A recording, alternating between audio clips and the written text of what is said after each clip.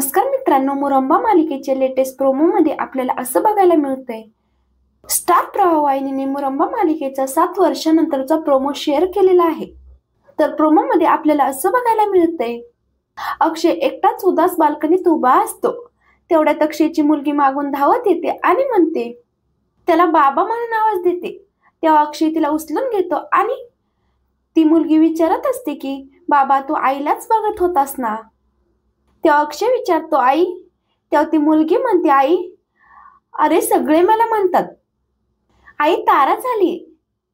तेवढ्यात आकाशात एक तारा तुटतो. तेव्हा ती मुलगी म्हणते, म्हणजे आई खाली येते असं म्हणून ती नाचू लागते. तेव्हा अक्षय मनात विचार करतो आणि म्हणत असतो की, बाळा कसं सांगू तुला, आई खाली येणार नाहीये. आई कधीच परत येणार नाहीये. तर इकडे रमा सुद्धा पाचगणीत राहिला असते आणि रमाचं पूर्ण आयुष्य बदलून गेलेलं असतं. तिचा लुक चेंज झालेला असतो. आता रमा अक्षय यांची कशी भेट होणार आहे हे पाहण्यासारखं असेल.